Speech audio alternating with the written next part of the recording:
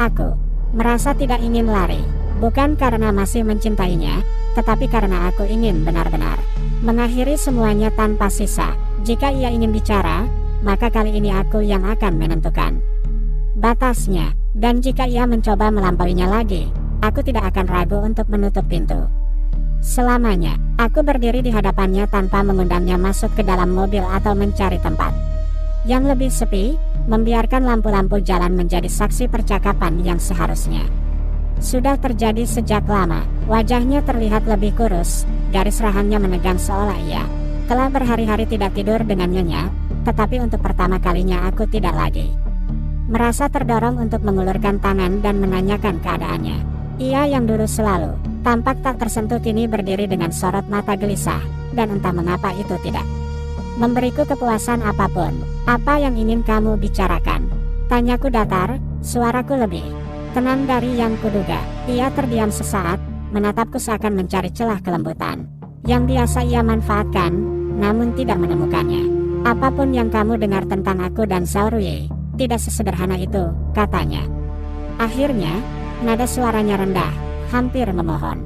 Aku tersenyum tipis, bukan karena lucu, melainkan karena lelah. Selama ini semuanya selalu tidak sesederhana itu baginya. Selalu ada alasan, selalu ada situasi yang memaksanya bersikap seperti itu. Selalu ada tanggung jawab yang lebih besar dari perasaanku. Dia hamil 6 bulan 3 bulan setelah kita bercerai. Ucapku perlahan, memastikan setiap kata terdengar jelas. Kamu ingin menjelaskan bagian mana yang tidak sederhana? Rahangnya mengeras. Untuk sesaat aku melihat amarah melintas, tetapi ia menahannya.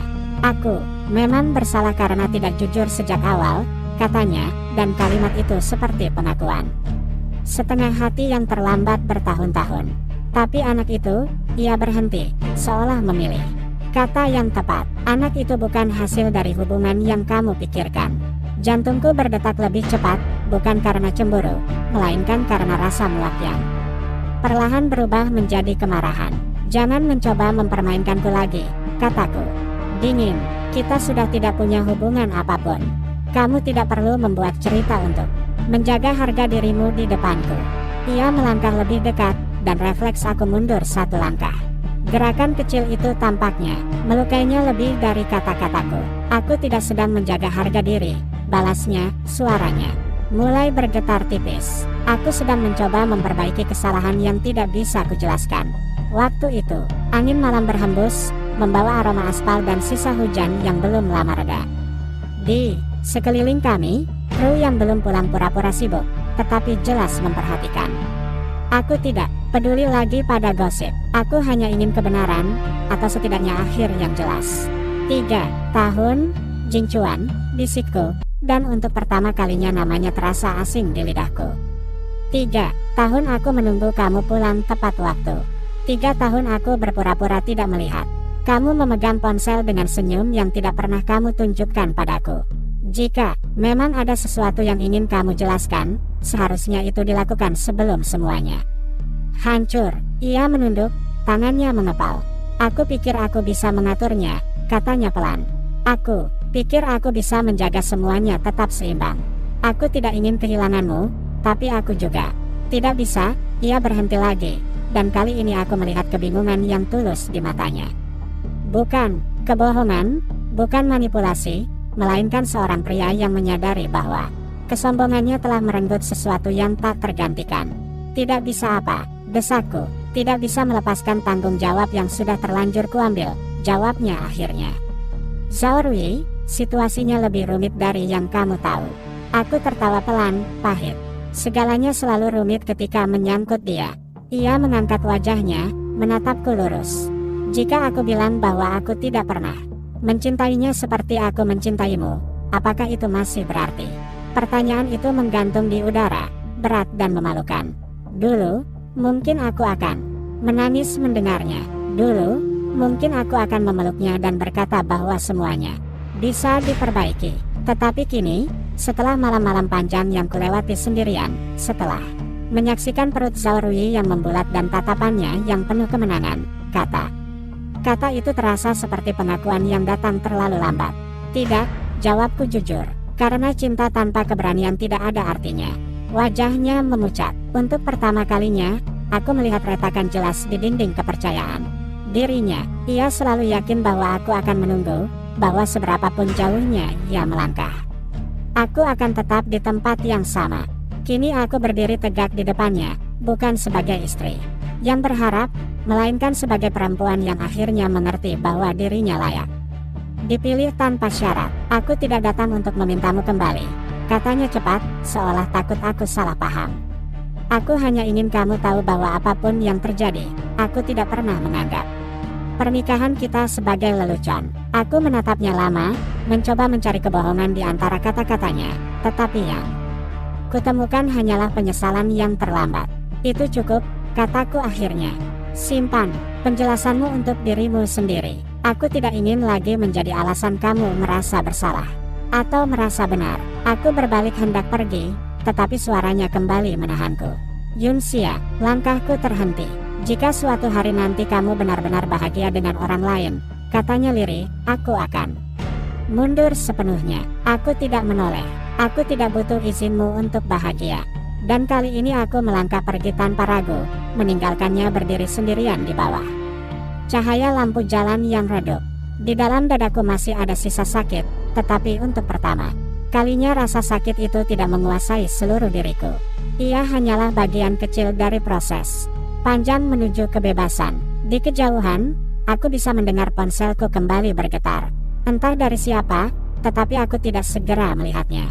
Untuk malam ini, aku memilih diam, membiarkan langkahku membawa pergi bayangan masa lalu yang akhirnya mulai kehilangan bentuknya. Aku tidak langsung pulang ke apartemen, melainkan berjalan tanpa arah menyusuri trotoar yang masih basah, membiarkan sepatu aku memantulkan suara kecil yang teratur seperti detak jantung yang mulai kembali stabil.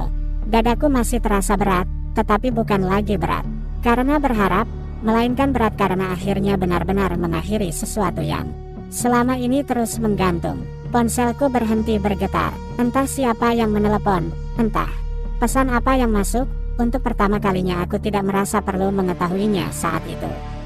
Juga, aku ingin menikmati keheningan yang tidak dipenuhi namanya. Namun keheningan itu tidak bertahan lama. Dari seberang jalan terdengar suara klakson pendek, dan sebuah mobil berhenti tepat di sampingku. Jendela turun perlahan, memperlihatkan wajah Shen Xiuyu yang masih mengenakan jaket syuting. Tatapannya tidak lagi bercanda seperti biasanya. Kamu baik-baik saja? Tanyanya, suaranya rendah, serius. Aku tidak terkejut melihatnya, seolah malam ini memang belum selesai menguji batas kesabaranku. Aku tidak terlihat baik, balasku pelan. Kamu terlihat seperti seseorang yang baru saja memutuskan sesuatu yang besar, katanya. Jujur, dan biasanya keputusan besar selalu menyakitkan. Aku terdiam. Pria ini mengenalku belum lama, tetapi cara ia membaca ekspresiku terasa anehnya tepat. Ia membuka pintu penumpang tanpa banyak kata. Naik. Aku tidak akan bertanya apa-apa kalau kamu tidak ingin menjawab. Setidaknya biar aku mengantarmu pulang. Aku ragu beberapa detik, lalu akhirnya masuk. Bukan karena butuh diselamatkan, tetapi karena aku lelah berjalan sendirian dengan pikiran yang terlalu berisik. Di dalam mobil, aroma kayu samar bercampur dengan parfum maskulin yang ringan. Tidak ada musik, hanya suara mesin yang halus dan napas kami yang terdengar samar. Dia datang lagi, ya? Tanyanya akhirnya, tetap fokus pada jalan. Aku tidak perlu bertanya siapa yang ia maksud. Dia selalu punya alasan untuk datang. Jawabku lirih. Shen Xiuyu tersenyum tipis, tetapi bukan senyum mengejek. Beberapa orang tidak pernah benar-benar siap kehilangan. Mereka baru panik ketika yang mereka anggap milik mulai menjauh. Aku menoleh menatapnya. Aku bukan milik siapapun. Bagus, katanya cepat. Pertahankan itu. Mobil berhenti di depan apartemenku. Aku hendak membuka pintu, tetapi suaranya kembali menahanku. Yunxia. Untuk pertama kalinya ia memanggil namaku tanpa nada bercanda. Kalau kamu lelah menjadi kuat sendirian, kamu tidak harus selalu melakukannya sendiri. Kalimat itu sederhana, tetapi entah mengapa membuat tenggorokanku terasa kering. Selama bertahun-tahun aku terbiasa menahan semuanya sendiri, terbiasa menjadi pengertian, menjadi dewasa, menjadi perempuan yang tidak menuntut. Mendengar seseorang menawarkan bahu tanpa syarat terasa asing sekaligus menenangkan. Aku tidak mencari pengganti, kataku pelan. Aku juga tidak menawarkan diri sebagai pengganti, jawabnya tenang. Aku hanya tidak ingin kamu terluka sendirian. Aku turun dari mobil tanpa menjawab lebih jauh. Ketika pintu tertutup, aku melihatnya masih duduk di sana beberapa detik sebelum akhirnya melaju pergi. Aku berdiri di lobi apartemen, menatap pantulan diriku di kaca. Wajahku terlihat lelah, tetapi ada sesuatu yang berbeda di mataku. Bukan lagi tatapan perempuan yang terus menunggu.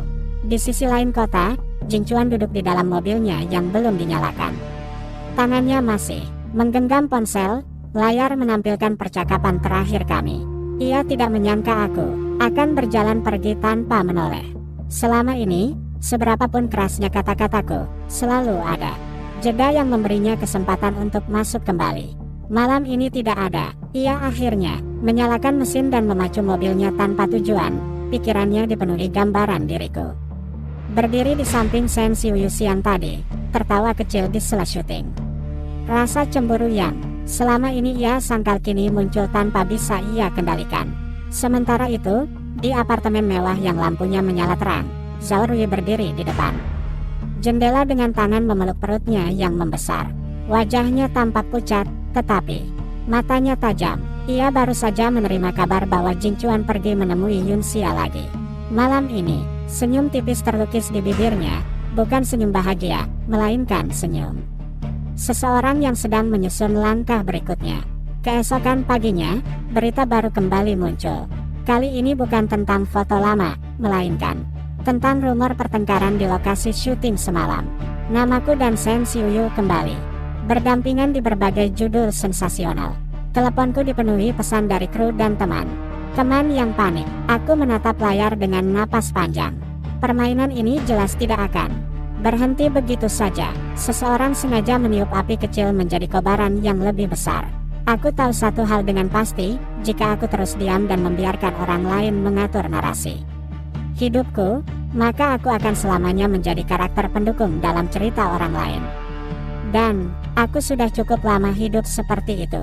Kali ini, apapun yang terjadi, aku akan menjadi penulis bagi hidupku sendiri, bahkan jika itu berarti harus melawan bayangan masa lalu yang belum sepenuhnya pergi. Pagi itu aku tidak menunggu siapapun menjelaskan keadaan untukku.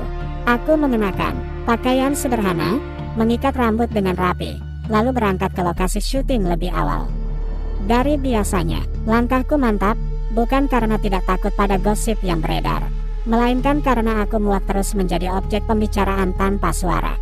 Begitu memasuki area set, beberapa pasang mata langsung menghindar, beberapa lainnya justru menatap.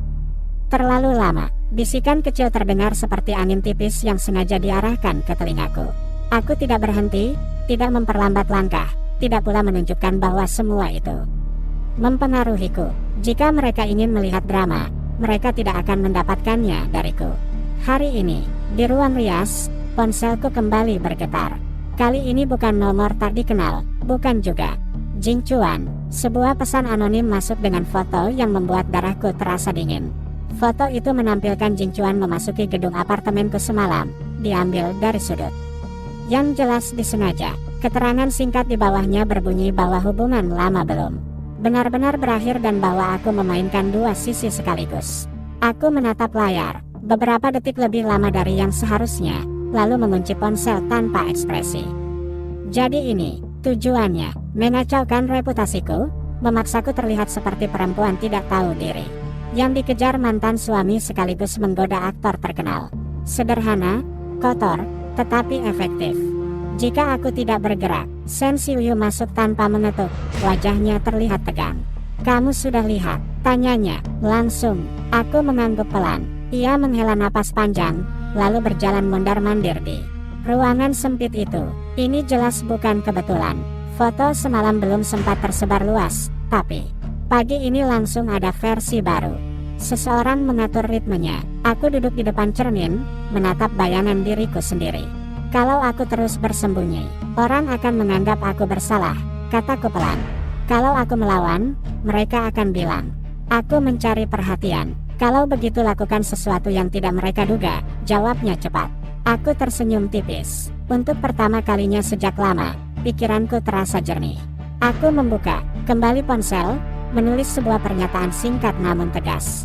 Tidak ada emosi berlebihan, tidak ada tuduhan, hanya fakta bahwa aku sudah bercerai, bahwa pertemuan semalam tidak melibatkan siapapun selain aku dan mantan suamiku yang datang tanpa undangan, dan bahwa segala spekulasi tentang hubungan lain adalah tidak benar. Aku menambahkan satu kalimat terakhir yang sederhana namun tajam, bahwa hidup pribadiku bukan bahan permainan siapapun. Setelah membacanya 2 kali, aku menekan tombol kirim ke akun resmiku. Beberapa menit kemudian, ponsel Shen Xiuyu berbunyi tanpa henti. Ia menatapku dengan campuran kagum dan khawatir. "Kamu benar-benar berani," katanya pelan. "Aku hanya lelah," jawabku jujur. "Kalau terus diam, aku akan dihancurkan pelan-pelan." Di sisi lain kota, Jing Chuan membaca pernyataanku di ruang rapat yang sunyi. Para eksekutif di sekitarnya pura-pura fokus pada dokumen, tetapi jelas memperhatikan reaksinya. Tangannya mengepal di bawah meja. Ia tahu aku tidak berbohong, tetapi kalimat bahwa ia datang tanpa undangan terasa seperti tamparan terbuka. Untuk pertama kalinya, ia menyadari bahwa aku tidak lagi melindunginya di depan publik. Aku tidak lagi menyisakan ruang untuknya menjaga citra sebagai pria sempurna yang hanya terjebak situasi. Sementara itu, Zhao Rui duduk di ruang tamunya dengan tablet di tangan.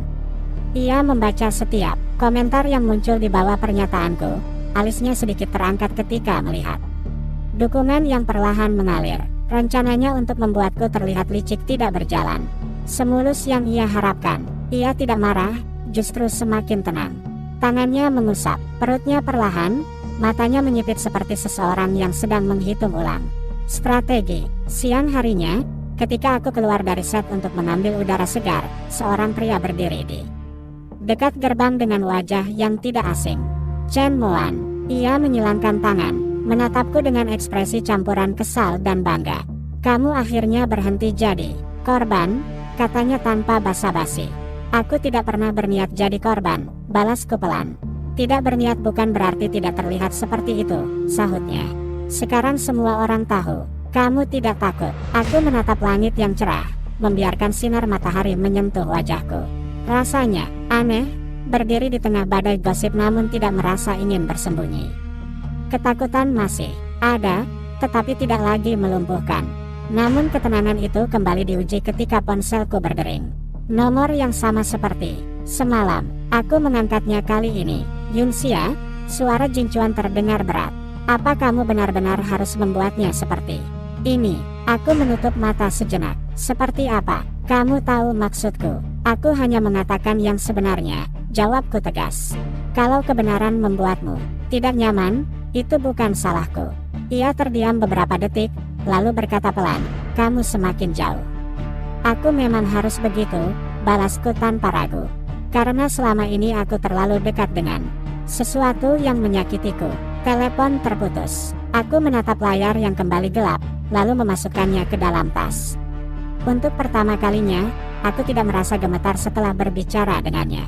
Justru ada rasa ringan yang perlahan menyebar di dadaku. Permainan belum selesai, aku tahu itu. Zhao Rui tidak akan berhenti, Jing Chuan belum sepenuhnya menyerah, dan dunia hiburan selalu lapar pada skandal baru. Tetapi kali ini aku tidak lagi berdiri sebagai perempuan yang hanya bereaksi. Aku sudah mengambil langkah pertama, dan apapun yang akan terjadi berikutnya, aku siap menghadapinya tanpa lagi menoleh ke belakang. Malam itu hujan turun deras seolah langit pun ikut menumpahkan sisa ketegangan yang menggantung sepanjang hari. Aku baru saja selesai membaca revisi naskah ketika bel apartemen berbunyi panjang, bukan sekali, melainkan berkali-kali dengan nada mendesak. Aku sudah tahu siapa yang berdiri di balik pintu bahkan sebelum melihat layar intercom. Wajah Zhao Rui muncul dengan riasan yang sedikit luntur oleh hujan, matanya merah namun tajam. Satu tangan memegang payung yang sudah terlipat, tangan lainnya melindungi perutnya yang membesar. Ia tampak rapuh, tetapi aku tahu perempuan ini tidak pernah datang tanpa tujuan. Aku membuka pintu tanpa mengundangnya masuk lebih dulu.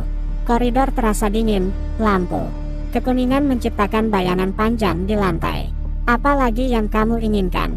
tanyaku, datar. Ia tersenyum tipis, langkahnya pelan seolah takut terpeleset. tetapi sorot matanya sama sekali tidak goyah. Aku hanya ingin bicara, katanya lembut, terlalu lembut. Sebagai sesama perempuan, aku hampir tertawa mendengarnya. Kita tidak pernah berada di sisi yang sama. Ia menghela napas kecil, lalu tanpa menunggu izin, melangkah masuk. Aroma parfum, mahalnya bercampur dengan bau hujan. Ia menatap sekeliling apartemenku dengan tenang, seolah sedang menilai sesuatu yang tak terucap. Tempatmu sederhana, ucapnya pelan. Berbeda dengan yang dulu, aku tidak memelihara kenangan, balasku singkat. Ia duduk perlahan di sofa, tangannya mengusap perutnya dengan gerakan refleks. Kamu membuatnya marah hari ini, katanya tiba-tiba. Pernyataanmu, kamu tidak pernah sekeras itu. Sebelumnya, aku hanya jujur. Kejujuranmu membuat orang lain terlihat buruk. Kalau terlihat buruk, mungkin karena memang begitu. Ia terdiam sejenak, lalu menatapku lurus. Kamu masih mencintainya. Pernyataan itu tidak berbentuk pertanyaan, melainkan tuduhan. Aku tidak langsung menjawab, bukan karena ragu, tetapi karena menyadari bahwa apapun yang kukatakan akan ia gunakan untuk menguatkan narasinya sendiri. Itu tidak ada hubungannya denganmu, kataku akhirnya. Ia tersenyum lagi, kali ini lebih tipis. Tentu saja ada. Anak ini akan menjadi penerus keluarga. Lu, kamu tahu betapa pentingnya itu bagi mereka. Kamu pikir setelah semua ini, kamu masih punya tempat di hidupnya? Aku menatapnya tanpa berkedip. Aku tidak mencari tempat di hidupnya. Benarkah? Ia sedikit mencondongkan tubuh. Kalau begitu kenapa setiap kali dia datang, kamu selalu membiarkannya masuk ke hidupmu lagi? Kenapa kamu tidak benar-benar memotongnya? Pertanyaan itu tajam, dan untuk sesaat aku merasakan luka lama yang belum sepenuhnya sembuh. Namun kali ini aku tidak goyah. Karena aku dulu bodoh, jawabku pelan namun jelas. Tapi aku belajar. Matanya menyipit. Belajar untuk apa? Untuk berpindah ke pria lain secepat itu. Aku tahu ia mengacu pada Shen Xiuyu. Aku tidak marah. Justru aku merasa kasihan. Kamu datang ke sini bukan untuk membicarakan aku dan dia, kataku tenang. Kamu datang karena kamu tidak yakin. Wajahnya berubah sepersekian detik sebelum kembali tersusun rapi. Tidak yakin tentang apa? Tidak yakin bahwa dia benar-benar milikmu. Hening menyelimuti ruangan. Hujan di luar semakin deras. Suara tetesannya seperti ketukan. Yang tak sabar, ia berdiri perlahan. Ekspresinya tak lagi selembut tadi. Dia memilih bertanggung jawab, katanya dingin.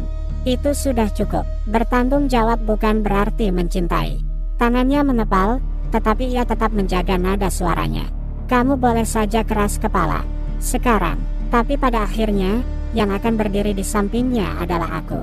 Aku tersenyum tipis, bukan karena percaya atau tidak, melainkan karena akhirnya mengerti. Kalau kamu benar-benar yakin, kamu tidak perlu datang ke sini. Kalimat itu seperti menamparnya. Ia tidak menjawab, hanya menatapku beberapa detik lebih lama sebelum akhirnya berbalik menuju pintu. Saat tangannya menyentuh gagang, ia berhenti. Jangan pikir kamu sudah menang, ucapnya pelan tanpa menoleh. Ini belum selesai. Pintu tertutup dengan suara pelan namun tegas. Aku berdiri sendirian di ruang tamu, napasku masih teratur. Tidak ada ledakan emosi, tidak ada air mata. Hanya kelelahan yang semakin dalam. Aku tahu ia tidak akan berhenti. Ia bukan tipe yang mundur. Dan jika benar ada sesuatu yang lebih besar di balik semua ini, entah tentang anak itu, tentang tanggung jawab, atau tentang permainan keluarga lu, maka badai yang sesungguhnya mungkin baru saja dimulai. Aku berjalan ke jendela, menatap lampu kota yang kabur oleh hujan. Untuk pertama kalinya, aku tidak merasa takut pada ancaman yang tersirat dalam kata-katanya. Jika ini adalah perang yang ingin mereka mulai, maka aku tidak akan lagi berdiri sebagai korban atau bayangan massa. Lalu, aku akan berdiri sebagai diriku sendiri, meski itu berarti harus menghadapi kebenaran yang mungkin jauh lebih menyakitkan daripada yang selama ini ku tahu. Keesokan paginya suasana belum benar-benar tenang ketika sebuah panggilan dari nomor rumah lama keluarga lu muncul di layar ponselku. Aku menatapnya beberapa detik sebelum menjawab, dan suara berat yang terdengar di ujung sana membuat punggungku menegang. Itu suara pengurus rumah utama keluarga lu, menyampaikan dengan hati-hati bahwa nenek lu tiba-tiba jatuh pingsan setelah sarapan dan sekarang dirawat di rumah sakit keluarga. Ia menyebut namaku dengan nada yang sulit diartikan, seolah keberadaanku masih memiliki posisi yang belum sepenuhnya terhapus. Tanganku sedikit gemetar, bukan karena Jing Chuan, bukan karena Zhao Rui, melainkan karena perempuan tua yang selama 3 tahun itu memperlakukanku seperti cucu kandungnya sendiri. Aku tidak butuh waktu lama untuk bersiap. Hujan semalam menyisakan udara lembab ketika aku tiba di lobi rumah sakit. Aroma antiseptik menusuk hidung, lampu putih memantulkan bayangan wajahku yang tampak lebih pucat dari biasanya. Di ujung koridor, aku melihat Jing Chuan berdiri membelakangi pintu ruang rawat, jasnya kusut, rambutnya tidak serapi. Biasanya, ia berbalik ketika mendengar langkahku. Untuk sesaat, tatapan kami bertemu tanpa kata, tidak ada kemarahan, tidak ada sindiran, hanya kelelahan yang sama. "Kamu datang?" ucapnya pelan. "Aku datang untuk nenek," jawabku tenang. Ia mengangguk. Dokter bilang tekanan darahnya naik drastis. Dia mendengar sesuatu yang membuatnya emosi. Aku tidak perlu bertanya apa yang ia maksud. Rumor, gosip, berita yang sengaja diperbesar. Dunia luar mungkin hanya melihat skandal, tetapi bagi perempuan tua itu, nama keluarga adalah segalanya. Ketika aku masuk ke ruang rawat, Nenek Lu terbaring dengan selang infus di tangannya. Wajahnya tampak lebih rapuh dari yang kuingat, tetapi ketika matanya terbuka dan melihatku, ada cahaya kecil yang menyala di sana. "Yunxia," panggilnya lirih. Aku mendekat, menggenggam tangannya dengan hati-hati. "Saya di sini." Air mata tipis menggenang di sudut matanya. "Kenapa kalian membuat hidup serumit ini?" Suaranya lemah namun penuh penekanan. "Dulu kalian terlihat begitu cocok." Aku menelan sesuatu yang terasa pahit di tenggorokan. Aku tidak ingin membicarakan perceraian atau kehamilan Zhao Rui di hadapannya. Aku hanya tersenyum lembut. "Kami baik-baik saja, Nenek. Jangan pikirkan hal-hal yang melelahkan." Di luar ruangan, aku bisa merasakan kehadiran Jing Chuan yang berdiri diam, mendengarkan. Tanpa masuk, ia tahu, untuk saat ini, yang dibutuhkan nenek bukanlah penjelasan panjang, melainkan ketenangan. Namun ketenangan itu kembali terguncang ketika suara sepatu hak terdengar di koridor. Zhao Rui muncul dengan gaun longgar dan wajah yang sengaja dibuat pucat, satu tangan memegang perutnya, tangan lainnya menggenggam tas mewah. Tatapannya langsung tertuju padaku sebelum beralih ke pintu ruang rawat. Tidak ada senyum, hanya perhitungan yang dingin. "Aku dengar nenek sakit," katanya pelan, cukup keras untuk didengar oleh Jing Chuan. Ia berjalan mendekat, dan untuk pertama kalinya aku merasakan ketegangan yang bukan sekadar persaingan pribadi, melainkan pertarungan posisi. Ia adalah calon ibu dari anak yang dianggap penerus keluarga, sementara aku hanyalah mantan istri yang secara hukum sudah tidak memiliki hak apapun. Jing Chuan memandangnya sekilas. "Dokter bilang tidak boleh terlalu banyak orang masuk." Zhao Rui mengangguk lembut, tetapi matanya kembali menatapku. "Tentu saja, aku hanya ingin memastikan beliau baik-baik saja." Aku berdiri tanpa tergesa, melepaskan tangan nenek dengan hati-hati. "Aku akan keluar sebentar," kataku pelan, lebih kepada diriku sendiri daripada kepada mereka. Di koridor, udara terasa semakin berat. Zhao Rui berdiri berseberangan denganku, jarak beberapa langkah, namun cukup untuk membuat suasana terasa sesak. "Kamu selalu datang di waktu yang tepat," katanya lirih. "Seolah-olah kamu masih bagian dari keluarga ini." "Aku datang karena aku peduli," jawabku singkat. Peduli atau belum rela melepaskan. Sebelum aku sempat menjawab, pintu ruang rawat terbuka sedikit dan suara lemah nenek memanggil nama Jing Chuan. Ia segera masuk, meninggalkan kami berdua di luar dengan ketegangan yang belum terselesaikan. Beberapa menit kemudian, seorang dokter keluar dengan ekspresi serius. "Kami perlu melakukan pemeriksaan tambahan," katanya kepada Jing Chuan yang langsung keluar dari ruangan. "Ada kemungkinan beliau terlalu stres dalam beberapa minggu terakhir." Kata stres menggantung di udara seperti tuduhan tak terlihat. Semua mata secara refleks beralih kepadaku dan Zhao Rui. Aku menarik napas perlahan. Jika kondisi nenek memburuk karena tekanan dari semua ini, maka peran kecil yang selama ini kami jalani akan berubah menjadi sesuatu yang jauh lebih kejam. Dan untuk pertama kalinya, aku menyadari bahwa apapun yang tersembunyi di balik kehamilan, tanggung jawab, dan permainan reputasi, dampaknya kini meluas ke orang-orang yang tidak seharusnya terlibat. Jing Chuan menatapku sekilas, ada sesuatu di matanya yang sulit diartikan, permohonan. Mungkin, atau ketakutan. Zhao Rui berdiri lebih dekat padanya, tangannya menyentuh lengannya seolah menegaskan posisi. Di lorong rumah sakit yang dingin itu, aku akhirnya mengerti bahwa ini bukan lagi sekadar kisah cinta yang gagal. Ini tentang kekuasaan, tentang warisan, tentang siapa yang berhak berdiri di sisi keluarga lu ketika badai benar-benar datang. Dan badai itu tampaknya tidak akan berhenti hanya dengan satu pernyataan publik atau satu percakapan di bawah lampu jalan. Pemeriksaan tambahan membuat suasana rumah sakit semakin tegang. Jinchuan mandir di depan ruang observasi, langkahnya gelisah seperti pria yang kehilangan kendali atas sesuatu yang selama ini ia anggap pasti. Zhao Rui duduk dengan punggung tegak, satu tangan tetap berada di perutnya, sesekali menarik napas dalam-dalam seolah ia yang paling terpukul oleh keadaan. Aku berdiri sedikit menjauh dari mereka, bersandar pada dinding dingin, menatap lampu indikator di atas pintu yang masih menyala merah. Untuk pertama kalinya, kami bertiga berada di ruang yang sama tanpa saling menyerang, tetapi justru itu membuat segalanya terasa lebih menekan. Beberapa menit kemudian yang terasa seperti 1 jam, dokter keluar dengan ekspresi lebih serius dari sebelumnya. Kami menemukan sesuatu dalam hasil awal, katanya hati-hati. Tekanan darah memang meningkat karena stres, tetapi ada juga indikasi bahwa beliau menerima informasi yang sangat mengejutkan. Kami perlu memastikan sumber stres itu dihentikan. Jinchuan langsung menegang. Apa maksud Anda? Dokter menatapnya sebentar sebelum menjawab. Beliau menyebut tentang anak yang bukan anak keluarga lu. Ucapan itu berulang beberapa kali sebelum beliau kehilangan kesadaran. Kalimat itu jatuh seperti palu di lantai marmer. Sunyi yang menyusul terasa tajam. Aku melihat wajah Jinchuan memucat, sementara Zhao Rui untuk sesaat kehilangan kendali atas ekspresinya sebelum buru-buru menunduk. Apa yang beliau dengar? Lanjut dokter. Kami tidak tahu, tapi jelas ada sesuatu yang membuatnya sangat terpukul. Aku tidak berkata apa-apa, tetapi pikiranku berputar cepat. Anak yang bukan anak keluarga lu.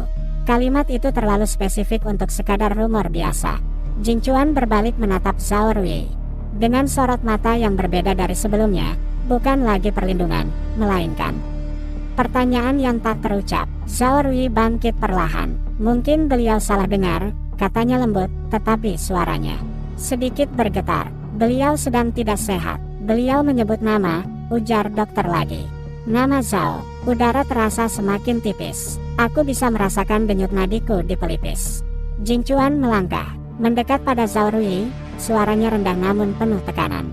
Ada sesuatu yang belum kamu katakan. Ia menatapnya dengan mata berkaca-kaca, ekspresi yang nyaris sempurna jika tidak terlalu cepat terbentuk. Apa maksudmu? Kamu meragukanku sekarang? Aku berdiri diam, menyadari bahwa untuk pertama kalinya, aku bukan lagi pusat konflik ini. Ada sesuatu yang jauh lebih besar bergerak di bawah permukaan.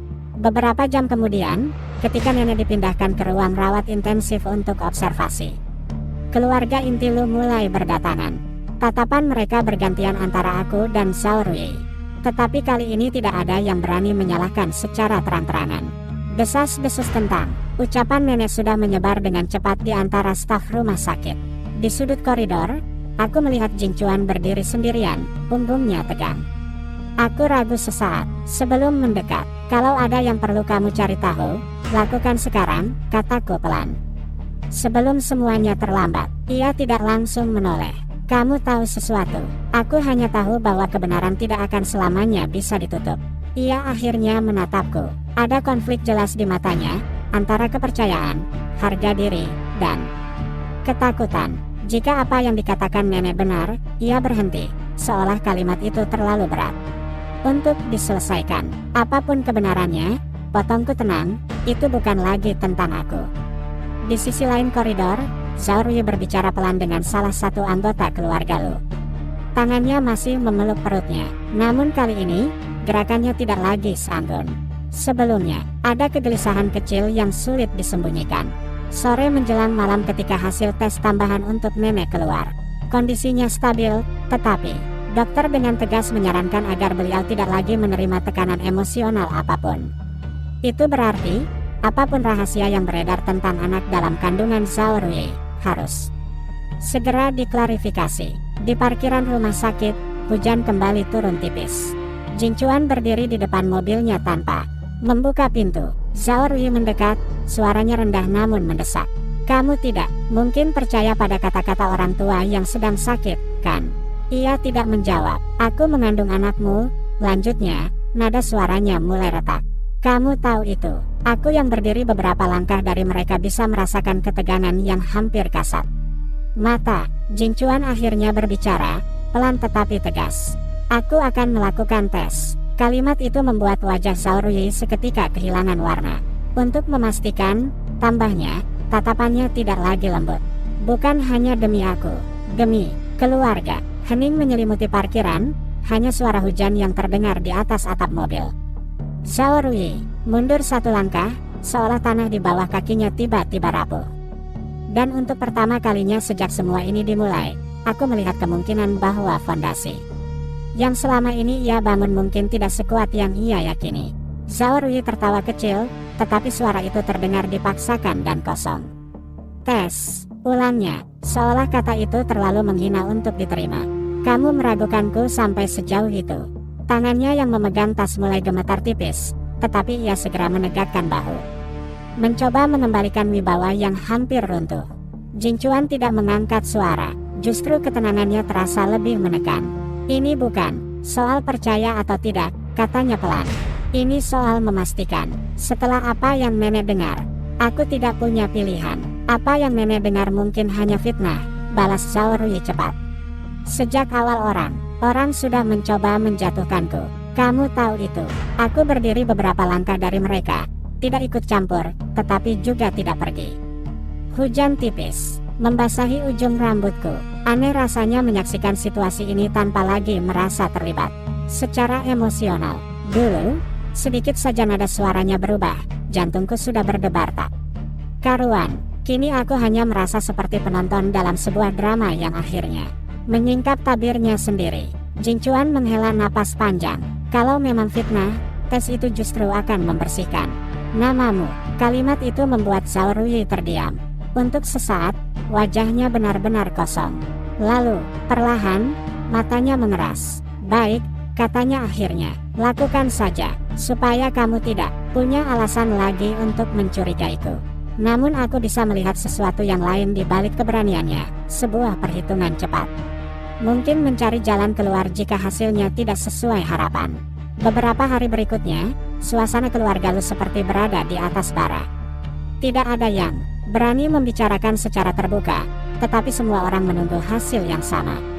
Nenek masih dalam pemulihan, dan setiap kali aku datang menjenguk, ia menggenggam tanganku lebih erat dari biasanya, seolah takut aku menghilang lagi dari hidupnya.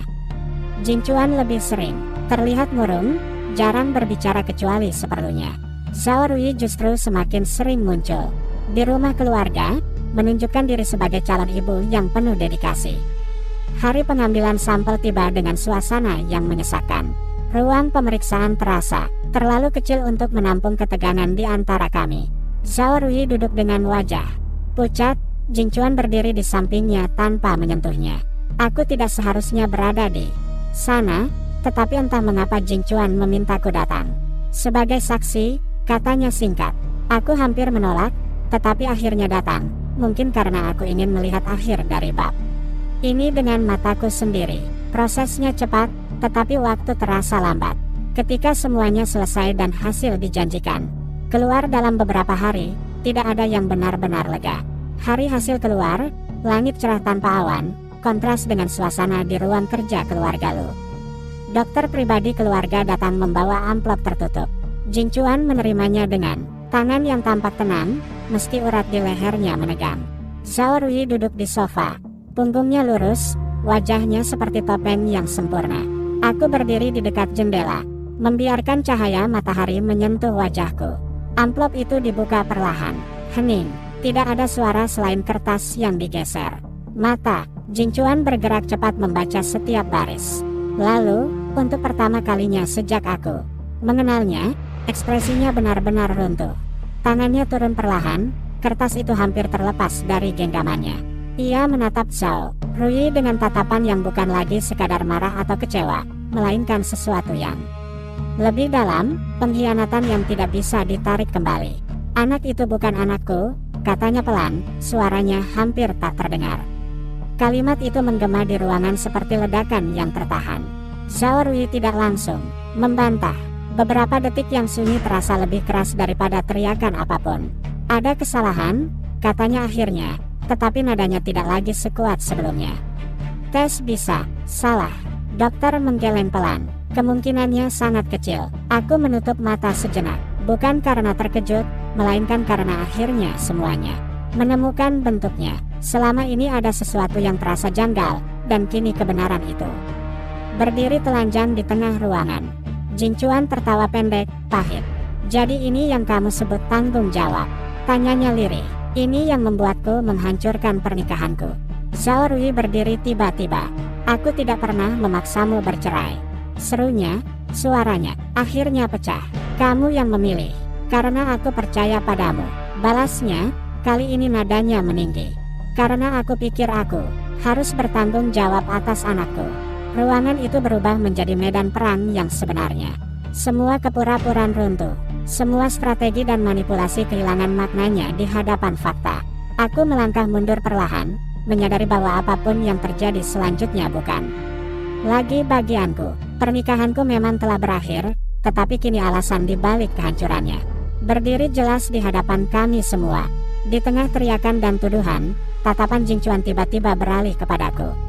Ada sesuatu di sana, penyesalan yang jauh lebih berat daripada sebelumnya. Namun kali ini, aku tidak merasa menang, tidak pula merasa puas. Aku hanya merasa lelah, dan mungkin, untuk pertama kalinya, benar-benar bebas. Ruangan itu perlahan menjadi sunyi setelah ledakan emosi mereda. Zhao Rui tidak lagi berteriak. Ia berdiri dengan wajah pucat, napasnya tidak stabil, seolah seluruh energinya habis. Dalam satu pengakuan yang tidak pernah benar-benar ia ucapkan tetapi sudah tersirat jelas. Beberapa anggota keluarga Lu saling berpandangan, rasa malu dan marah bercampur dalam udara yang tebal. Dokter sudah pergi lebih dulu, meninggalkan hasil tes di atas meja seperti vonis yang tak bisa dibantah. Aku tidak akan tinggal di sini untuk dihakimi, kata Zhao Rui akhirnya, suaranya rendah namun keras kepala. Ia meraih tasnya dengan gerakan cepat. Kalian semua hanya mencari kambing hitam. Cukup, potong Jing Chuan dingin. Nada suaranya kali ini benar-benar berbeda, tanpa emosi berlebih, tanpa pembelaan, hanya jarak yang tegas. Tidak ada yang menjadikanmu kambing hitam. Kamu membuat pilihanmu sendiri. Untuk sesaat, mata Zhao Rui berkilat, bukan lagi penuh perhitungan, melainkan penuh kebencian yang terbuka. Kamu pikir kamu tidak bersalah. Kamu pikir kamu tidak pernah bermain dua kaki, katanya tajam. Kamu hanya menyesal karena sekarang semua orang tahu. Jing Chuan tidak membalas. Itu mungkin yang paling menyakitkan bagi Zhao Rui, ketika kemarahannya tidak lagi memancing reaksi. Ia akhirnya berbalik dan melangkah pergi. Pintu tertutup dengan suara keras yang menggema panjang. Aku berdiri diam, menyadari bahwa bab yang selama ini mengikatku akhirnya runtuh, bukan karena aku melawan, tetapi karena kebohongan tidak mampu berdiri terlalu lama. Aku berbalik, hendak pergi, tetapi suara Jing Chuan menghentikanku. Yun Xia, aku berhenti tanpa menoleh. Aku tidak punya alasan lagi, katanya pelan. Tidak ada lagi tanggung jawab palsu. Tidak ada lagi kebohongan. Aku menarik napas dalam-dalam sebelum akhirnya berbalik menghadapnya. Wajahnya terlihat lebih tua dalam beberapa hari terakhir, bukan karena waktu, tetapi karena kesadaran. Apa yang ingin kamu katakan? Tanyaku tenang. Aku salah, ucapnya tanpa ragu. Bukan hanya soal dia, tapi soal bagaimana aku memperlakukanmu. Aku menghancurkan sesuatu yang tidak pantas dihancurkan. Aku menatapnya lama. Pengakuan itu tulus, mungkin untuk pertama kalinya tanpa pembelaan diri. Tetapi anehnya, hatiku tidak lagi bergetar. Kamu memang salah, jawabku pelan. Tapi, bukan berarti semuanya bisa kembali seperti dulu. Aku tidak meminta semuanya kembali seperti dulu, katanya cepat. Aku hanya ingin kesempatan. Kesempatan. Kata itu terasa berat. Dulu aku akan langsung menangkapnya seperti orang kehausan menemukan air. Sekarang, aku justru berhati-hati. Kesempatan untuk apa? Untuk memperbaiki jawabnya. Untuk benar-benar memilihmu, tanpa bayangan siapapun. Aku tersenyum tipis. Memilih bukan soal kata-kata, Jing Chuan. Memilih itu tentang keberanian. Saat situasinya tidak nyaman, ia terdiam, menyadari makna kalimatku. Selama ini ia selalu memilih jalan yang terlihat paling bertanggung jawab, paling masuk akal, tetapi bukan yang paling jujur terhadap perasaannya. Aku tidak akan menjawab sekarang, lanjutku. Aku tidak ingin keputusan ini lahir dari rasa bersalah atau rasa kehilangan. Kalau memang ada sesuatu yang pantas diperjuangkan, biarkan waktu yang membuktikan. Ia mengangguk perlahan. Tidak ada lagi paksaan di matanya. Beberapa hari setelahnya, kabar tentang Zhao Rui perlahan menghilang dari lingkaran keluarga Lu. Ia memilih pergi ke luar negeri dengan alasan pekerjaan, meski semua orang tahu itu lebih mirip pelarian. Nenek yang mulai pulih tidak pernah lagi membicarakan soal anak itu. Tetapi setiap kali aku datang menjenguk, ia menggenggam tanganku lebih lama, seolah berharap sesuatu yang belum terucap. Di lokasi syuting, suasana juga berubah. Rumor mereda seiring munculnya skandal baru yang lebih segar untuk dikonsumsi publik. Shen Xiuyu menatapku suatu sore setelah adegan selesai. Ekspresinya lebih serius dari biasanya. Jadi, tanyanya singkat. Tidak ada jadi apa-apa, jawabku. Kamu masih memberi ruang untuknya. Aku terdiam sejenak sebelum menjawab. Aku memberi ruang untuk diriku sendiri. Ia tersenyum kecil, kali ini tanpa godaan. Kalau begitu aku akan tetap di sini. Bukan untuk merebut, tapi untuk menunggu kalau memang ada tempat. Aku tidak langsung menolak, tidak juga mengiyakan. Untuk pertama kalinya dalam hidupku, aku tidak ingin terburu-buru menentukan akhir. Suatu malam, ketika aku duduk sendirian di balkon apartemen, angin berhembus lembut, membawa aroma kota yang familiar. Ponselku bergetar. Pesan dari Jing Chuan masuk, singkat dan sederhana. Aku tidak akan mengganggumu, tapi aku akan belajar menjadi pria yang seharusnya dulu kamu miliki. Aku membaca pesan itu tanpa tergesa. Tidak ada lagi tekanan, tidak ada lagi ancaman atau paksaan. Hanya sebuah pernyataan yang dibiarkan menggantung tanpa tuntutan balasan. Aku menatap langit yang bersih dari awan. Perjalanan ini belum selesai. Luka mungkin belum sepenuhnya sembuh. Tetapi untuk pertama kalinya, aku tidak merasa terjebak di antara masa lalu dan masa depan. Aku berdiri di titik tengah, dengan pilihan yang benar-benar ada di tanganku. Dan apapun yang akan kupilih nanti, itu bukan lagi karena rasa takut kehilangan, melainkan karena aku benar-benar menginginkannya. Musim berganti tanpa terasa. Syuting mendekati akhir, dan rutinitas yang dulu terasa melelahkan kini justru memberiku jarak yang sehat dari pusaran keluarga Lu. Aku mulai kembali menulis dengan ritme yang lebih tenang, bukan lagi sebagai pelarian, melainkan sebagai pilihan. Setiap malam aku duduk di depan laptop, menyusun dialog yang lebih jujur daripada hidupku sendiri beberapa bulan lalu. Di antara kalimat-kalimat itu, aku menyadari satu hal yang perlahan tumbuh. Aku tidak lagi menulis tentang kehilangan, melainkan tentang keberanian untuk memulai. Jing Chuan benar-benar menepati pesannya. Ia tidak lagi datang tanpa pemberitahuan, tidak menelepon di tengah malam, tidak muncul di lokasi syuting. Jika ada hal yang berkaitan dengan nenek, ia menyampaikannya lewat pesan singkat yang sopan dan singkat. Tidak ada tekanan tersirat, tidak ada kalimat menggantung yang memaksaku merespons. Perubahan itu terasa asing, tetapi juga menenangkan. Kadang aku bertanya-tanya apakah ia benar-benar berubah, atau hanya belajar menahan diri. Namun kali ini aku tidak terburu-buru mencari jawabannya. Suatu sore, ketika adegan terakhir selesai dan seluruh kru bertepuk tangan, suasana menjadi emosional. Shen Xiuyu berdiri di sampingku, rambutnya sedikit berantakan, wajahnya masih menyisakan karakter yang ia perankan selama berbulan-bulan. Akhirnya selesai, katanya, pelan. Setiap akhir selalu terasa aneh. Ya, akhir bukan berarti hilang, jawabku tanpa sadar. Kadang hanya berubah bentuk. Ia menatapku sejenak, lalu tersenyum samar. Kamu juga berubah. Aku tidak menyangkalnya. Aku memang berubah. Bukan menjadi lebih keras, melainkan menjadi lebih jelas. Aku tidak lagi membiarkan orang lain mendefinisikan peranku. Malam perayaan penutupan diadakan sederhana, tetapi hangat. Tawa memenuhi ruangan. Musik pelan mengalun di latar belakang. Aku berdiri di balkon hotel, menikmati udara malam. Ketika langkah kaki mendekat dari belakang. Aku akan pergi ke luar negeri beberapa bulan. Suara Shen Xiuyu terdengar lebih serius dari biasanya. Proyek baru, jadwalnya padat. Aku menoleh. Selamat, itu kabar baik. Aku tidak ingin pergi dengan penyesalan. Lanjutnya jujur. Aku tahu kamu belum siap membuka pintu untuk siapapun. Tapi aku ingin kamu tahu, perasaanku bukan main-main. Aku menatapnya lama. Tidak ada kepura-puraan di wajahnya. Tidak ada tekanan juga. Hanya ketulusan yang ditawarkan tanpa tuntutan. Terima kasih, kataku pelan. Tapi aku masih belajar berdiri tanpa bersandar. Ia mengangguk pelan, seolah sudah menduga jawabanku. Kalau begitu, berdirilah dengan kuat. Dan kalau suatu hari kamu merasa tidak perlu berdiri sendirian, aku masih ada.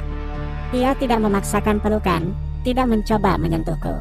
Ia hanya tersenyum, lalu melangkah pergi kembali ke dalam ruangan. Beberapa minggu kemudian, aku menerima undangan makan malam di rumah keluarga Lu. Nenek sudah jauh lebih sehat dan ingin melihatku. Aku datang tanpa ragu, kali ini bukan sebagai menantu, bukan sebagai mantan, tetapi sebagai seseorang yang pernah menjadi bagian dari hidup mereka dan tidak pernah sepenuhnya memutuskan rasa hormat itu. Di ruang makan yang hangat, nenek memegang tanganku dan berkata pelan, hidup terlalu pendek untuk memilih karena tekanan. Pilih karena hatimu tenang. Kalimat itu sederhana, tetapi terasa seperti restu tanpa paksaan. Jing Chuan duduk tidak jauh dariku, sikapnya sopan, jaraknya terjaga. Tidak ada lagi sorot mata yang memaksa, hanya tatapan yang mencoba memahami. Setelah makan malam selesai dan aku hendak pulang, ia mengantarku sampai ke halaman. Angin malam berhembus pelan, membawa aroma bunga dari taman yang dulu sering kurawat. Aku tidak akan memintamu kembali, katanya pelan. Aku hanya ingin kamu tahu, aku tidak lagi takut kehilangan. Karena kalau kamu memilih pergi, itu berarti aku memang belum cukup. Baik, aku menatapnya, melihat ketenangan yang berbeda dari sebelumnya. Bukan ketenangan karena yakin akan menang, melainkan ketenangan karena siap menerima hasil apapun. Aku tidak ingin menjadi hadiah untuk siapapun yang berubah, jawabku lembut. Aku ingin menjadi pilihan yang dipertahankan bahkan saat belum ada yang melihat. Ia tersenyum kecil. Kalau begitu, biarkan aku membuktikannya tanpa banyak kata. Aku tidak menjawab. Aku hanya melangkah menuju mobilku dengan perasaan yang tidak lagi berat. Tidak ada janji, tidak ada ikatan baru. Hanya kemungkinan yang dibiarkan tumbuh perlahan tanpa dipaksa. Di perjalanan pulang, aku menyadari sesuatu yang sederhana namun penting. Aku tidak lagi takut sendirian, dan juga tidak lagi takut jika suatu hari memilih bersama seseorang lagi.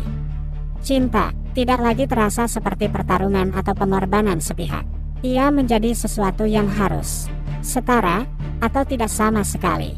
Dan untuk pertama kalinya dalam waktu yang sangat lama, masa depan tidak terasa seperti bayangan yang menakutkan, melainkan seperti halaman kosong yang benar-benar bisa kutulis sendiri. Beberapa bulan berlalu dengan ritme yang lebih tenang. Naskah yang kutulis di sela-sela syuting akhirnya selesai dan, tanpa kuduga, mendapat respons hangat dari sebuah rumah produksi besar. Untuk pertama kalinya, namaku bukan lagi dikaitkan dengan skandal, melainkan dengan karya. Undangan rapat, pembahasan kontrak, hingga diskusi kreatif memenuhi hari-hariku. Aku sibuk, lelah, tetapi lelah yang memuaskan. Tidak ada ruang kosong untuk meratapi masa lalu.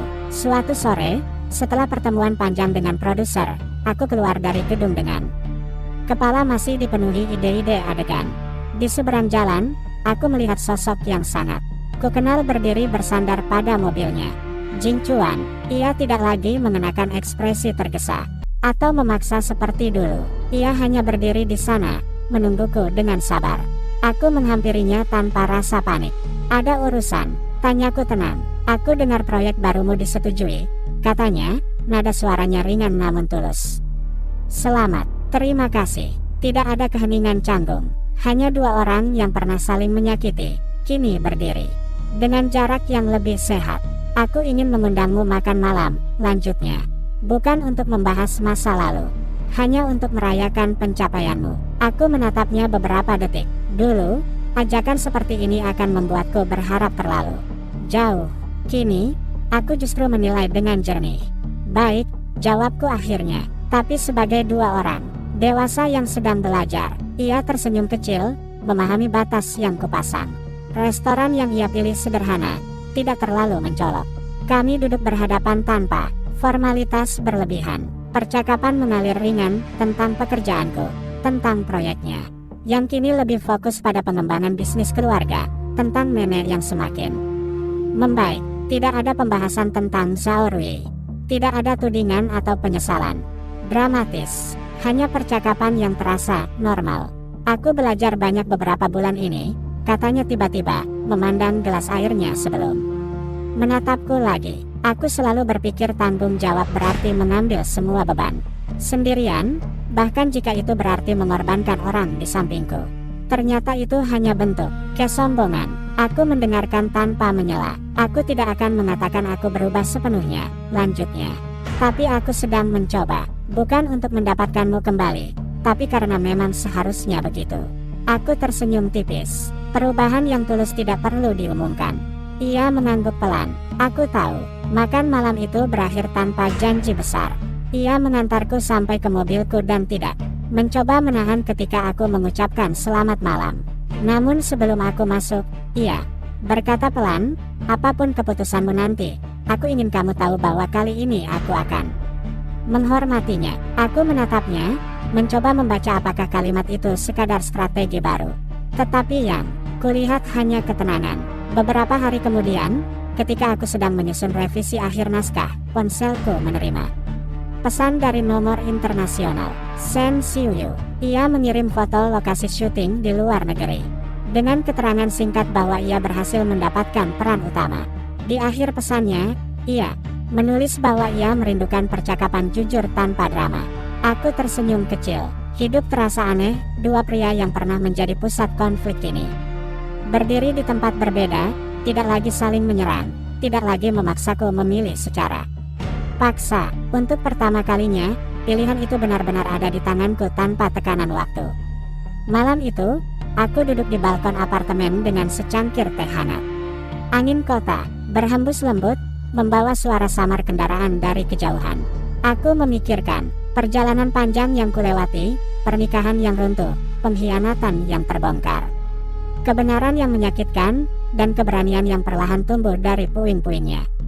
Aku menyadari sesuatu yang sederhana namun kuat. Aku tidak lagi mencari seseorang untuk menyelamatkanku, dan juga tidak lagi ingin menyelamatkan siapapun. Aku hanya ingin berjalan berdampingan dengan seseorang yang memilihku tanpa ragu.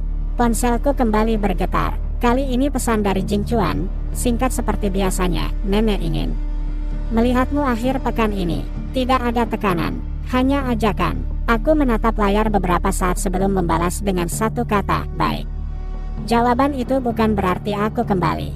Bukan juga berarti aku menutup pintu bagi yang lain. Itu hanya berarti aku cukup dewasa untuk tidak lari dari kemungkinan, dan cukup kuat untuk pergi jika kemungkinan itu kembali melukaiku. Di bawah langit malam yang luas, aku akhirnya mengerti bahwa kebebasan bukan tentang menjauh dari cinta, melainkan tentang memiliki keberanian untuk memilihnya dengan sadar. Dan kali ini, apapun yang akan terjadi, aku tidak akan lagi kehilangan diriku sendiri di dalamnya. Akhir pekan tiba dengan langit cerah yang jarang muncul di tengah musim yang tak menentu. Aku mengenakan gaun sederhana berwarna lembut ketika tiba di rumah keluarga Lu. Taman di halaman depan tampak lebih terawat dari sebelumnya. Bunga-bunga musim ini bermekaran dengan rapi, seolah rumah itu juga berusaha memulai sesuatu yang baru. Nenek menyambutku di ruang tamu dengan senyum yang lebih segar. Wajahnya masih menyimpan jejak kelelahan, tetapi sorot matanya kembali hangat seperti dulu. Ia memintaku duduk di sampingnya, menggenggam tanganku dengan erat seakan memastikan aku benar ada di sana. Kamu terlihat lebih hidup, katanya pelan. Aku merasa lebih ringan, jawabku jujur. Ia mengangguk, lalu menatap ke arah Jing Chuan yang berdiri tidak jauh dari kami. Orang yang belajar dari kesalahan adalah orang yang pantas diberi kesempatan kedua, ucapnya perlahan, tetapi tidak memaksakan apapun. Kalimat itu menggantung di udara tanpa tuntutan. Sepanjang makan siang, suasana terasa lebih tenang dari yang pernah kuingat. Tidak ada pembicaraan tentang skandal lama, Tidak ada nama Zhao Rui disebut. Seolah keluarga ini sepakat menutup bab itu tanpa perlu membedahnya lagi. Jing Chuan berbicara secukupnya, tidak mendominasi, tidak pula terlalu diam. Ia terlihat berbeda, bukan karena mencoba menyenangkan, melainkan karena benar-benar menahan diri untuk tidak mengendalikan keadaan. Setelah makan siang, nenek meminta kami berjalan sebentar di taman. Aku dan Jing Chuan berjalan berdampingan di jalur batu kecil yang dulu sering kami lalui. Hening terasa nyaman, bukan canggung. Aku tidak ingin buru-buru, katanya akhirnya. Aku tahu kamu tidak butuh janji. Kamu butuh bukti. Aku menoleh kepadanya. Aku butuh ketenangan. Ia tersenyum tipis. Aku sedang belajar memberi itu. Langkah kami melambat di dekat pohon besar tempat dulu aku sering duduk membaca. Banyak kenangan tersimpan di sana, sebagian manis, sebagian menyakitkan. Kalau suatu hari nanti aku memilihmu lagi, kataku pelan, itu bukan karena kita punya masa lalu. Itu karena masa depan bersama terasa lebih baik daripada sendirian. Ia tidak langsung menjawab. Ia hanya mengangguk, menerima syarat yang tidak terucap itu. Hari-hari berikutnya berjalan tanpa gejolak. Kami mulai bertemu sesekali. Tidak sering, tidak pula berlebihan. Kadang hanya makan malam singkat setelah pekerjaanku selesai. Kadang hanya percakapan ringan tentang buku yang kubaca atau proyek barunya. Tidak ada sentuhan yang melampaui batas, tidak ada tekanan untuk mendefinisikan hubungan. Di sisi lain dunia, Shen Xiuyu masih sesekali mengirim pesan, berbagi cerita tentang lokasi syutingnya. Ia tidak pernah menuntut jawaban panjang, tetapi selalu menyelipkan kalimat yang mengingatkanku bahwa aku dihargai, bukan dikejar. Suatu malam, setelah menyelesaikan presentasi besar untuk proyek adaptasi naskahku, aku duduk sendirian di ruang kerja apartemen. Aku menatap pantulan diriku di jendela yang gelap. Aku bukan lagi perempuan yang menunggu dipilih. Aku sudah memilih diriku sendiri terlebih dahulu. Ponselku berbunyi. Panggilan dari Jing Chuan. Aku di bawah, katanya singkat ketika aku menjawab. Aku tidak naik kalau kamu tidak mengizinkan. Aku turun beberapa menit kemudian. Ia berdiri dengan tangan di saku, tanpa bunga, tanpa gestur dramatis. Hanya dirinya sendiri. Aku mendapat tawaran kerjasama di luar negeri, katanya pelan. Beberapa bulan, aku ingin memberitahumu langsung. Kamu akan pergi, ya, tapi bukan untuk lari. Ia menatapku lurus. Untuk berkembang. Kalau aku ingin berdiri di sampingmu, aku harus cukup kuat berdiri sendiri dulu. Aku terdiam, merasakan kejujuran dalam kata-katanya. Tidak ada lagi upaya mengikatku. Dengan rasa takut kehilangan, aku tidak akan memintamu menunggu, lanjutnya. Kalau ketika aku kembali kamu sudah memilih jalan lain, aku akan menerimanya. Untuk sesaat, aku merasakan sesuatu yang lembut bergerak di dadaku. Bukan ketergantungan, bukan tekanan, hanya rasa hormat. Aku tidak tahu apa yang akan kupilih beberapa bulan dari sekarang, kataku jujur. Tapi aku tahu satu hal, aku tidak lagi takut pada pilihan itu. Ia tersenyum, kali ini lebih ringan. Itu sudah cukup. Kami berdiri beberapa detik dalam diam sebelum ia melangkah mundur. Tidak ada pelukan panjang, tidak ada ciuman dramatis. Hanya dua orang yang akhirnya belajar bahwa cinta tidak perlu dipaksa untuk membuktikan diri. Ketika aku kembali ke apartemen, angin malam terasa berbeda, tidak lagi membawa bayangan masa lalu, melainkan kemungkinan yang terbuka luas. Hidupku tidak lagi terikat pada satu nama atau satu cerita. Dan untuk pertama kalinya, apapun yang akan terjadi nanti, entah bersama Jing Chuan, entah dengan orang lain, atau mungkin sendirian, aku tahu bahwa aku akan memilih dengan hati yang tenang, bukan dengan hati yang takut. Beberapa bulan setelah kepergian Jing Chuan, hidupku memasuki ritme yang benar-benar baru. Tidak ada pesan pagi yang harus kubalas dengan hati-hati, tidak ada kunjungan tak terduga yang mengacaukan emosiku. Ia benar-benar pergi tanpa drama, hanya satu pesan singkat saat pesawatnya lepas landas, aku berangkat. Jaga dirimu, aku membalas dengan kalimat sederhana yang tidak berlebihan. Sejak itu, komunikasi kami jarang, teratur, dan dewasa. Proyek adaptasi naskahku akhirnya resmi memasuki tahap produksi. Untuk pertama kalinya, namaku terpampang sebagai penulis utama dalam konferensi pers. Kilatan kamera menyala, wartawan mengajukan pertanyaan, dan aku menjawab dengan tenang. Tidak ada lagi pertanyaan tentang kehidupan pribadiku yang mendominasi. Bahkan jika ada yang mencoba menyinggung masa lalu, aku hanya tersenyum dan mengembalikan pembicaraan pada karya. Aku belajar mengendalikan narasi, bukan membiarkannya mengendalikan diriku. Suatu malam setelah rapat produksi, aku menerima panggilan video dari Shen Xiuyu. Wajahnya tampak sedikit lebih kurus, tetapi matanya tetap hangat. Aku menonton konferensi persmu, katanya sambil tersenyum. Kamu terlihat bersinar. Aku hanya melakukan pekerjaanku, jawabku ringan. Kamu tidak lagi bersembunyi di balik siapapun, lanjutnya. Itu yang membuatmu berbeda. Sekarang, aku tidak membantah. Aku memang tidak lagi merasa perlu dilindungi atau dibela.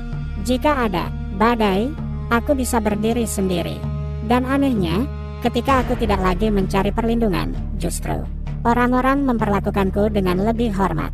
Waktu berjalan cepat, musim kembali berganti. Jing Chuan sesekali mengirim kabar tentang proyeknya di luar negeri, tentang bagaimana ia belajar mengelola tim tanpa mengandalkan kontrol berlebihan, tentang bagaimana ia menyadari bahwa selama ini ia lebih takut kehilangan kendali daripada kehilangan cinta. Ia tidak pernah lagi membicarakan kita secara langsung. Ia hanya berbagi prosesnya. Suatu sore, ketika aku pulang dari lokasi syuting film pertamaku sebagai penulis yang diakui, aku mendapati sebuah paket kecil di depan pintu apartemen. Tidak ada nama pengirim. Di dalamnya terdapat gelang tali merah sederhana, hampir sama seperti yang pernah ia berikan padaku bertahun-tahun lalu di tengah salju. Tidak ada kartu, tidak ada pesan. Aku duduk di sofa, memandangi gelang itu lama. Kenangan lama muncul, tetapi tidak lagi menyakitkan, hanya hangat, seperti foto lama yang pernah berarti banyak. Beberapa hari kemudian, pesan darinya masuk. Aku pulang minggu depan. Kalau kamu bersedia, aku ingin menemuimu. Aku membaca pesan itu tanpa tergesa. Tidak ada lonjakan jantung, tidak ada kecemasan. Hanya rasa ingin tahu yang tenang. Hari ia kembali, aku memilih bertemu di tempat netral, sebuah kafe kecil yang tenang, bukan rumah keluarga, bukan apartemenku. Ketika ia masuk, langkahnya mantap. Wajahnya masih sama, tetapi ada sesuatu yang berbeda dalam sorot matanya. Lebih tenang, lebih sadar. Kamu terlihat baik, katanya setelah duduk. Kamu juga, jawabku. Percakapan kami tidak lagi dipenuhi bayangan masa lalu. Ia bercerita tentang pengalamannya, tentang kegagalan kecil yang membuatnya belajar merendah, tentang bagaimana ia menyadari bahwa cinta bukan soal memiliki, melainkan memberi ruang. Aku mendengarkan tanpa prasangka. Aku tidak datang untuk meminta kamu kembali, katanya akhirnya. Aku datang untuk mengatakan bahwa kalau suatu hari kamu memilihku lagi, aku siap berdiri di sampingmu sebagai orang yang berbeda. Tapi kalau kamu tidak memilihku, aku tetap bersyukur pernah mencintaimu. Kalimat itu sederhana, tetapi terasa jujur. Tidak ada paksaan, tidak ada rasa bersalah yang diselipkan. Aku menatapnya lama sebelum berbicara. Aku tidak bisa kembali ke masa lalu, kataku pelan. Tapi aku juga tidak ingin menutup kemungkinan masa depan hanya karena takut terluka. Ia menunggu tanpa menyela. Jadi kalau kita mencoba lagi, lanjutku, kita mulai dari awal. Tanpa status, tanpa tekanan. Keluarga, tanpa janji besar. Hanya dua orang yang melihat apakah kita benar-benar cocok di versi diri yang sekarang. Ia tersenyum, bukan senyum kemenangan, melainkan senyum lega.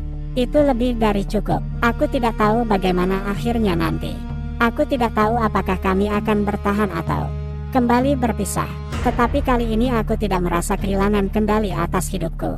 Aku tidak merasa sedang menyerahkan diriku pada takdir yang tak pasti. Aku memilih dengan sadar. Dan jika suatu hari pilihan itu berubah, aku tahu aku akan tetap utuh. Kami benar-benar memulai dari awal. Tidak ada pengumuman, tidak ada foto bersama, tidak ada kunjungan mencolok ke rumah keluarga. Kami hanya bertemu seperti dua orang yang sedang saling mengenal kembali. Kadang berjalan sore tanpa tujuan jelas,